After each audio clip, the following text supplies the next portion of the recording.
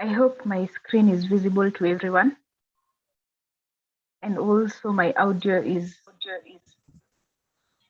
okay. Yes, we can Someone hear you. please confirm. Yes, Okay. we can hear you and see your screen. Thank you.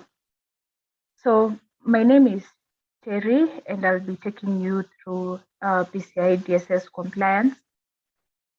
And PCI DSS compliance falls under the genre of cybersecurity, or under the field of cybersecurity we call governance, risk, and compliance. And in governance, risk, and compliance, governance deals with the procedures and policies then that do govern an organization, that is the people, how things are done in the organization, and also for the systems, like the procedures that should be performed in the information system or in the data security lifecycle. So that is under governance. Then we have the risk, where we talk about risk management.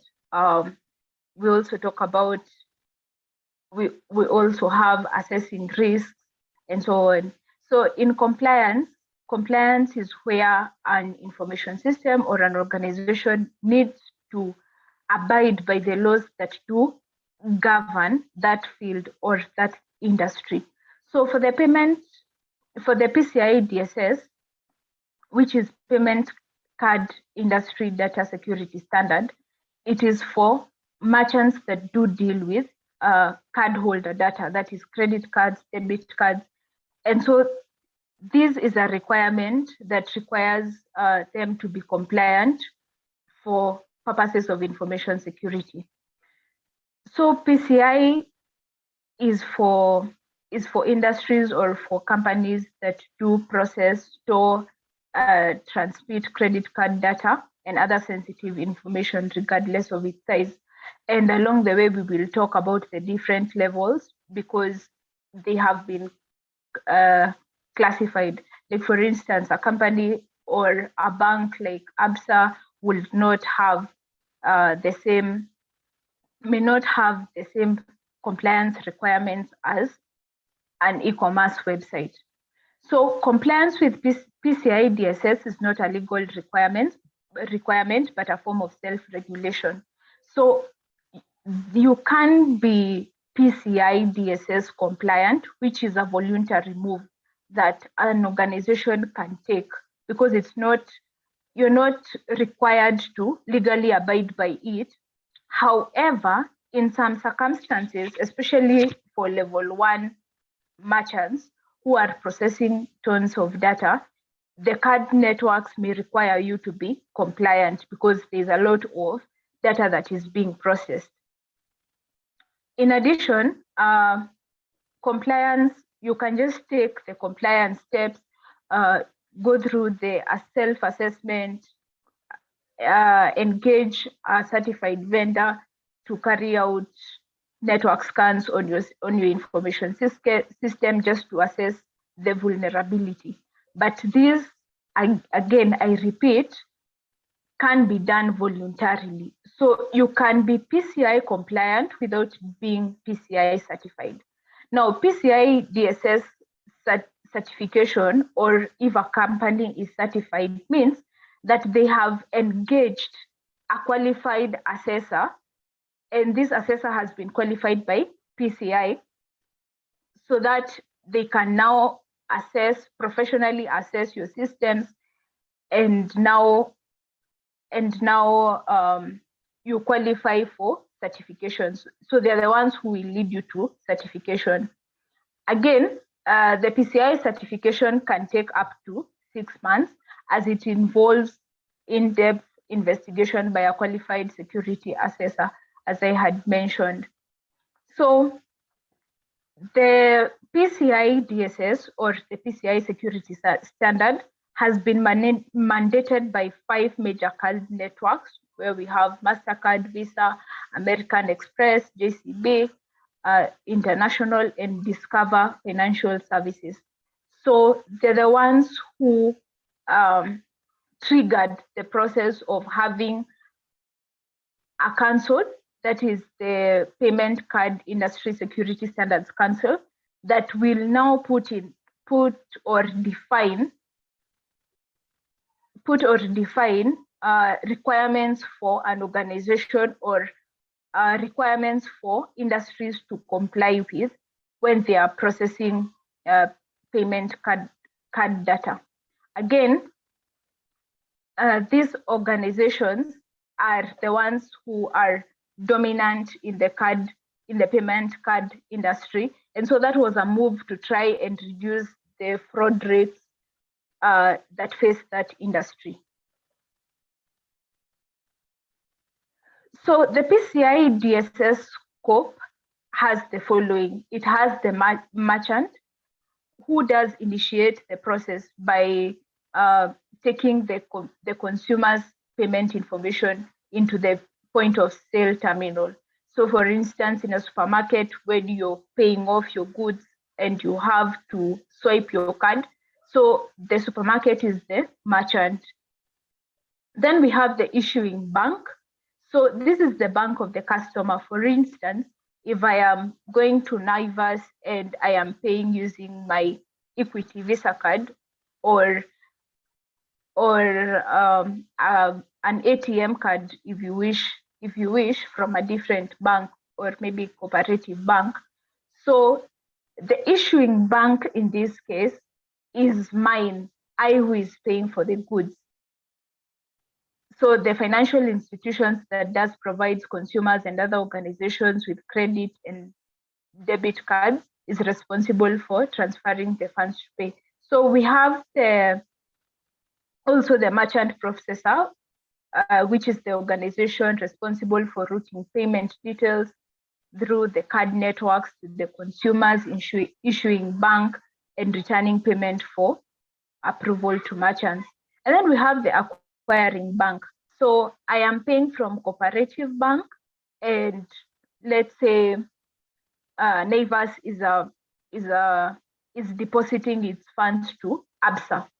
So now ABSA is the acquiring bank, because it's receiving now the funds from my bank, that is cooperative, to ABSA. And then we have the card network. These are the major card networks as I had mentioned, Visa and MasterCard and so on. So that serve as the connection between the merchant and the consumer's bank or the issuing bank, the ones that do provide the cards, the credit cards. So the PCI DSS territorial scope does cover these people. Again, note that the consumer is not covered by the PCI DSS. So the PCI DSS does not provide individual rights for the consumer, rather for the parties that I have mentioned here. So cardholder data and sensitive authentication data are defined as follows. We have the primary account number that is on the ATM card or on the Visa card. We also have your name, we have the expiry date, and we also have the service code.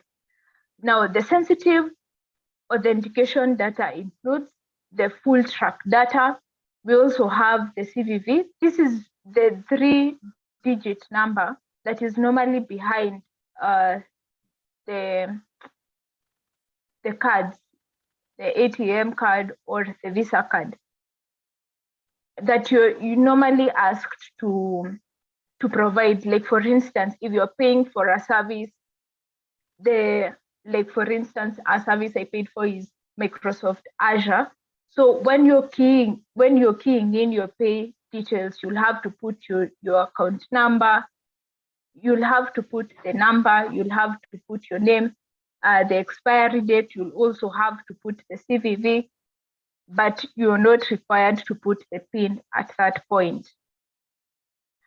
So now the obligation. So the PCI DSS has 12 requirements, which are in 6 categories. And the categories are as follows.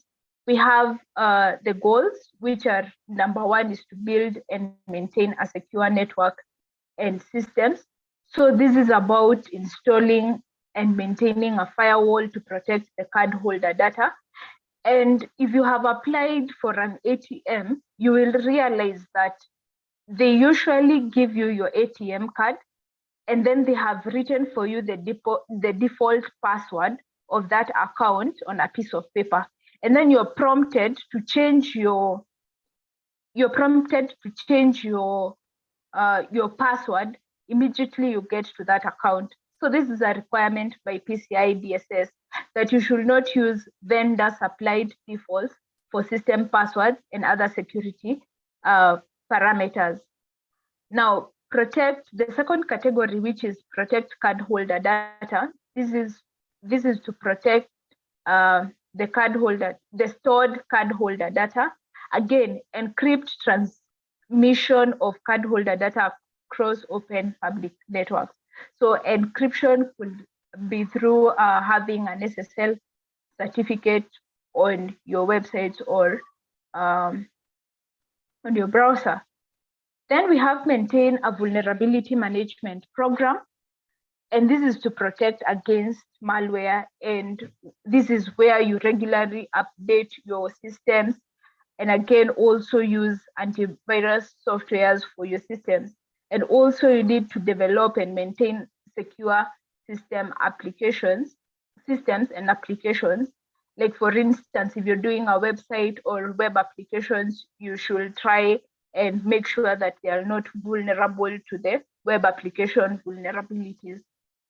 We also have implementation of strong access control measures. So this is where businesses need to identify and authenticate access to system components, restrict physical access to cardholder data, and also make sure that cardholder data is being accessed by the authorized persons. So again, we also have regularly monitor and test networks. So this is where you take your systems through often testing for vulnerabilities. That one could also be through event penetration testing, just to try and seal the loopholes of vulnerabilities. And then we have maintained an information security policy. So the policy normally documents the information security for all personnel. So everyone in the organization, if they are going to come into contact with these systems, with this data, how they should handle it. So this is normally documented in the information security policy, which is a requirement of the PCI DSS. So another thing that PCI DSS has done is also provide best practices for handling payment card data. It has the data do's and the data don'ts. For instance, you're not supposed to store data unless it is necessary. You're also not supposed to permit any unauthorized people to access the cardholder data. Again, you're supposed to make sure that your systems do have encryption. So this is just like a reinforcement or an explanation, or this one seeks to give you best practices in regard to the 12 requirements of the PCI DSS. So now we have the road to compliance. The first thing is to identify your PCI level.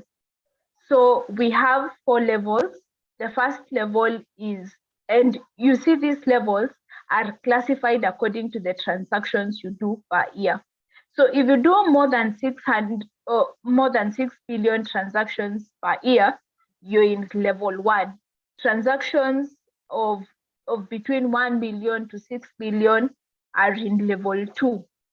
Transactions of 20 million to 20,000 to 1 billion are in level 3, and less than 20,000 transactions are in level 4.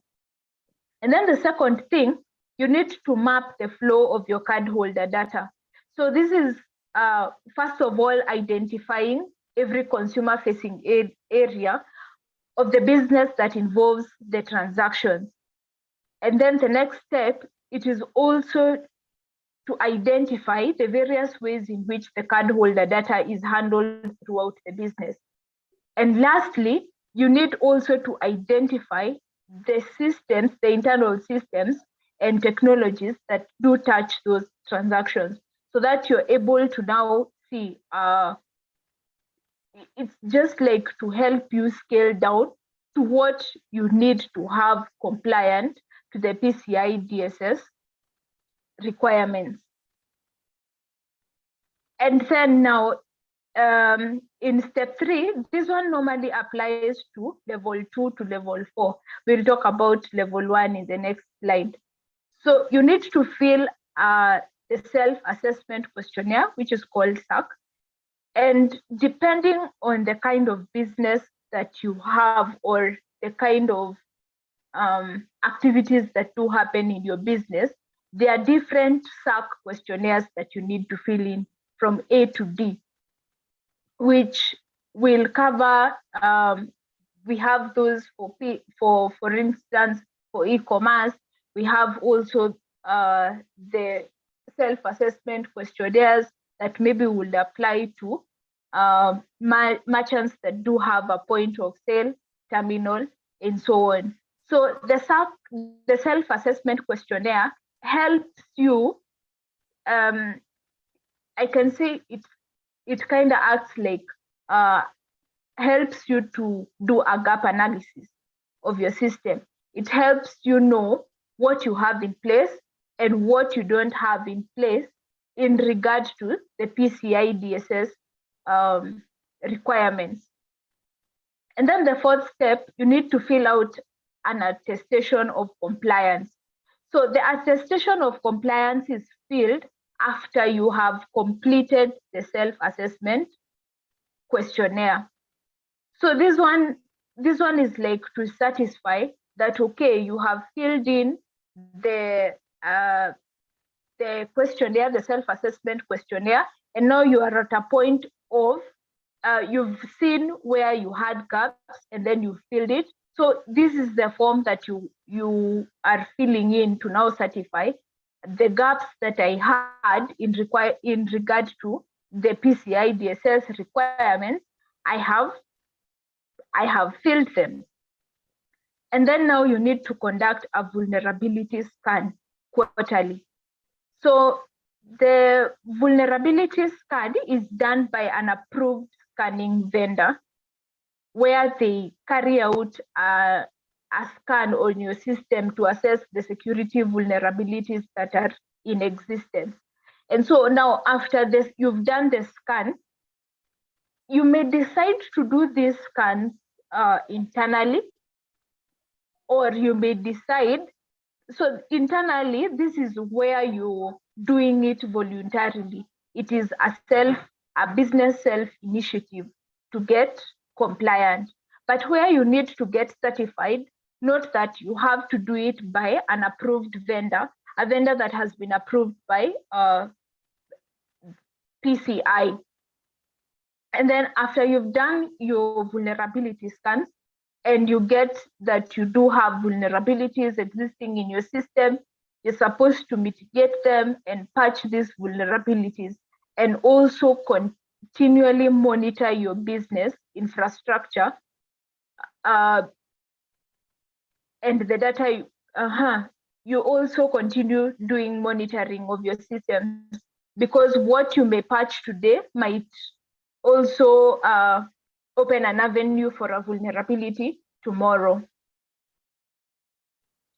Now, for level 1 businesses, they have a different process of compliance. Reason being, they are holding too much data. We said they hold more than or up to 600 of 6 billion transactions. And so, first of all, they need to fill in the attestation of compliance for on-site assessment. And they also need to engage a qualified security assessor to professionally assess their systems and certify that they have complied with the PCI security standards. So they are also required to perform the network scan by an approved vendor quarterly. That is, in every quarter of the year, they need to have done that. And they also need to provide an annual, an official report on compliance. And this one is done by the auditor, the PCI auditor that has been engaged. So note that the road to compliance for level 2 to level 4 differs from the process that level 1 is using. The previous ones are not required to fill the report on compliance, as it is a requirement for level 1. So enforcement and liability. So failure to comply to PCI DSS can be contractually penalized and can result in exclusion from credit card insurance or processing. So the organizations that did mandate the birth of PCI, if you do not comply with some of these regulations and then they realize that, oh, this company is stepping out of our defined procedures, then you may no longer have the privilege to continue carrying out your transactions using the cards. Again, organizations may have to pay non-compliance fees and lose the right to offer card payment options. And then the question is, who bears the loss for a fraudulent payment card transaction? Remember, I said that PCI DSS does not provide individual consumer rights because the consumer is not also within the scope. PCI just protects the data of the consumer, but it does not protect the consumer in its requirements. It does not protect the consumer. I mean, it does not provide individual rights for the consumer. So in case of a fraudulent payment, the recovery is done in a chargeback process. So the cardholder recovers losses from the issuer, and then the issuer in turn recovers from the acquirer, who will be able to recover from the merchant. So, and this process has also been defined in the PCI chargeback, where they have said, like in case of a fraudulent transaction, this is the process and procedure that can be used in recovery of funds. Yeah. Are there any questions?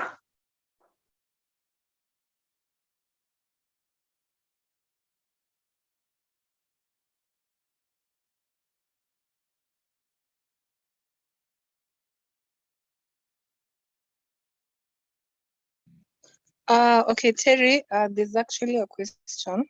Let me just read it for you. Someone has asked, are there any documented audit programs for auditing PCI DSS compliance?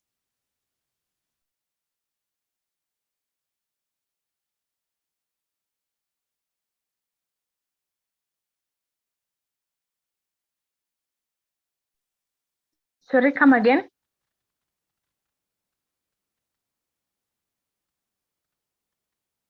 Okay, let me read the question for you. Conrad has asked, are there any documented audit programs for auditing PCI DSS compliance, like audit procedures? Yeah, you can visit the PCI DSS site, and it has provided materials that you can use if you're going to do an audit procedure.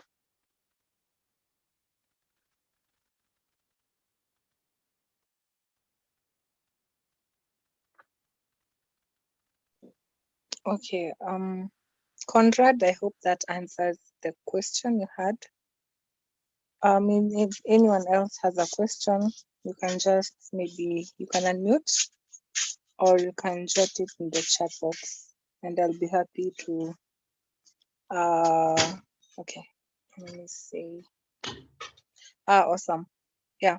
So I don't know if anyone else has a question. Before that, maybe we have Tony on call. Tony.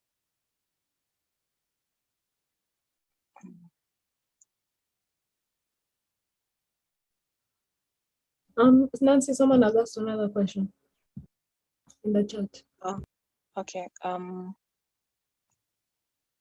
Okay. Mwangi, thank you, Terry and Nancy. Does this mean if you don't have card data, you don't need compliance? So PCI DSS normally covers for those who are dealing with card data. But if you have a third party that is dealing with your card data, then that is where you need to ensure that your third party is also compliant with PCI DSS. So if you're not dealing with that data, there is no need for you to be compliant unless some of the requirements may also assist in having your industry or your company have best practices for information security. Okay. Mwangi, I hope that answers the question you had. Nigel is asking, hello, the PCI DSS does not cover the consumer. So is it possible to come up with a framework to do so? That's food for thought.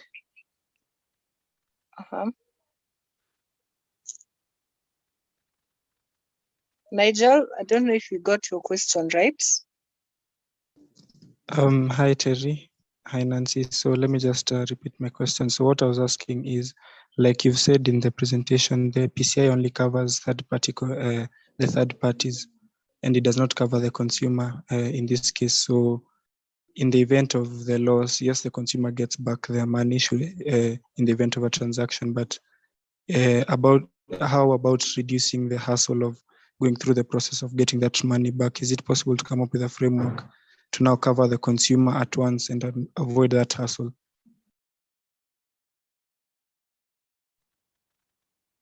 Okay. I don't know whether I'll have the right answer to that question, but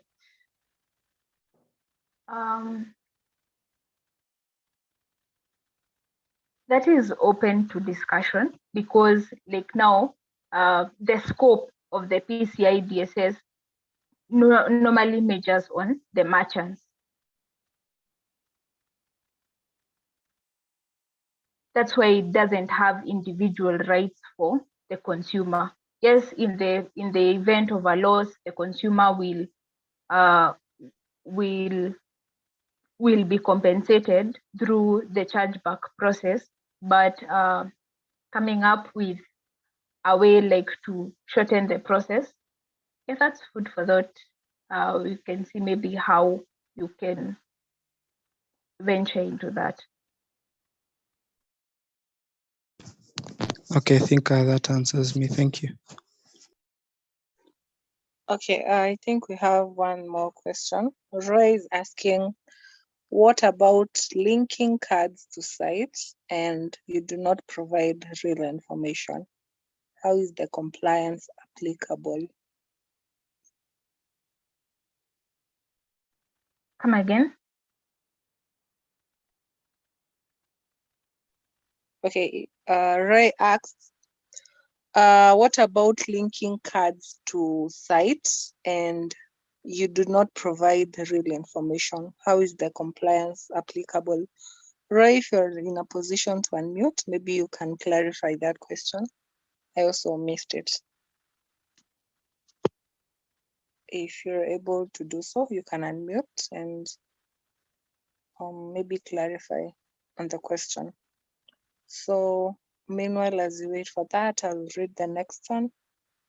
how does this go in line with the Data Protection Act? How does this go in line with the Data Protection Act?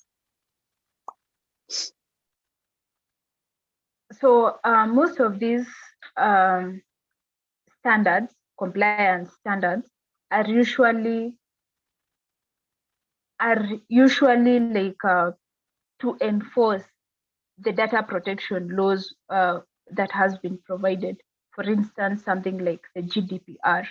So like it only now goes a step further to specify the requirements under a certain industry. So the PCI DSS is in line with the Data Protection Act and laws, only that it has now gone a step further and now defined the requirements for data protection. In fact, this is a data protection standard for now payment card data.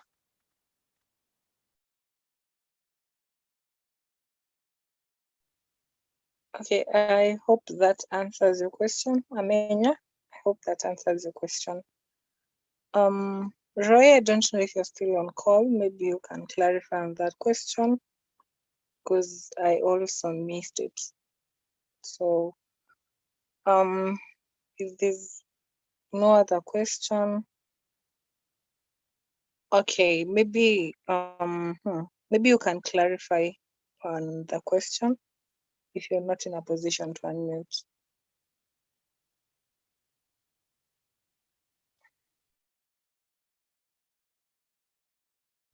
Maybe meanwhile, as he does that, I don't know if we have any other question, a comment, a concern, maybe. Hello. Yeah, hello. Yeah, according to just an additional question on what Rayford has asked, it's about linking cards with these websites that we are having. For example, a purchase website. Now, there is a lot of fraud going on with these that currently, I don't know how people are, but personally, I feel that my card is very risky leaving it elsewhere, because when someone takes it, can use it without my authorization to make another purchase. So how does this help prevent such a thing? So first of all, as a consumer, you also need to be responsible of your own security. Before you go keying in your card data or your PIIs of your card data, you need to verify or do a background check whether the site or the organization that you'll be giving your data to has proper security measures in place. For instance, just a basic security measure, like is their site secure to start with? So some of these things, they may not be on the shoulders of the PCI DSS. They also scale down to the responsibility of a consumer. However, PCI DSS also has provided guidelines for transactions like e-commerce, where you're keying in your card data, and you can also check whether they are also compliant to PCI DSS. But as a consumer, you also need to be responsible of your security, because if it is your ignorance, then it may also be difficult to go through the process of compensation.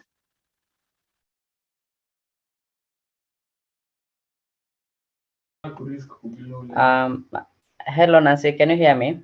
I was asking, maybe for instance, there's some of the activities that have been going on, like eBay, where someone they access, or they have connection within the bank, and then they are able to access your bank details, and then they maybe shop or do some other fraudulent things with the card. How is the PCC going to be applicable here?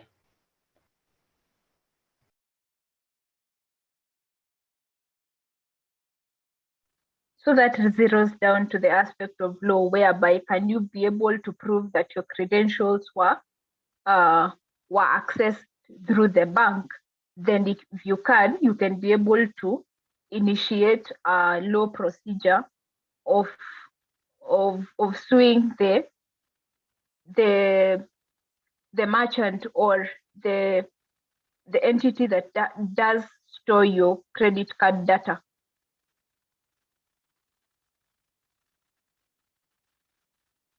So that will be the breach. That will be a breach. That is where they are giving out your information. But if you're able to prove that, then it will be easier for you. The question is, how easy is it to prove that bank A gave out my credit card details?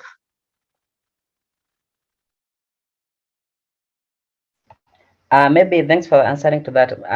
I'm in a scenario by there's this shop called Fair Shop, and it offers some kind of virtual cards, so you can access these cards and go and shop with them.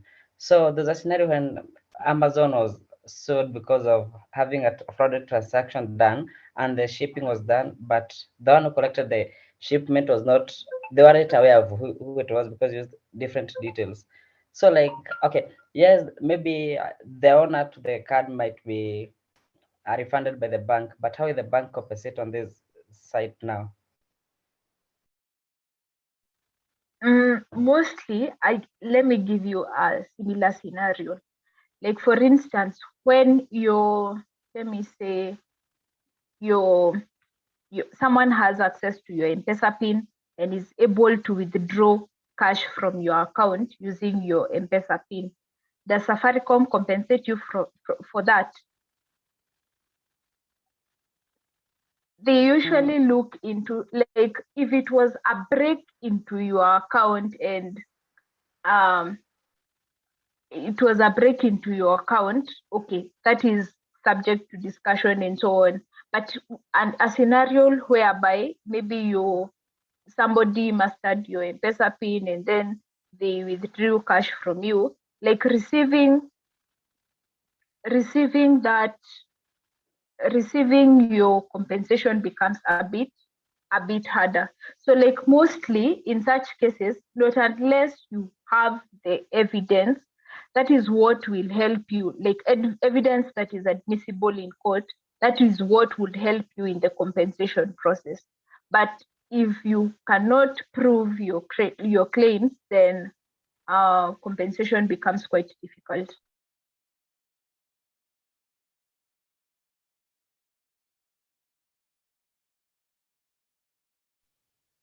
Okay, thank you so much, Terry, for that comprehensive answer. I hope that answers your question, Roy. So if there are no other questions, I would love if we would end it here. So thank you so much, Terry. I'm happy we finally had this session. We have been planning for so long, so I'm glad we finally did this. And thank you also everyone for attending, for being interactive also. I hope you gained and learned something new. So maybe, okay, let me check. Okay, so there's a link I have shared, Google Form link. If you would be interested in being a trainer, you can be a professional. Maybe you have been in the workspace already, or maybe if you're a student, if you're a fresh graduate, if you feel you have something to share with the campus edition series, which happens every other Tuesday, 7 p.m. like today, you can sign up using that in that form. Maybe just sign up your name, how we can contact you, and your preferred topics. It can be one, it can be a couple. So you'll just highlight that and would be happy to reach out to you and schedule your session. So thank you once again. I believe we can come to the end of the session. We'll see you guys next week on Tuesday. And this session is on YouTube, She Hacks Kenya. feel free to revert and maybe, yeah, revert and in case you missed on something. So good night, everyone. See you next week. And don't forget to sign up in the form. Maybe I can just resend it. Yeah, you can sign up using that form. In case of anything, you can maybe reach out to me. Okay, good night. Thank you, Nancy. Good night.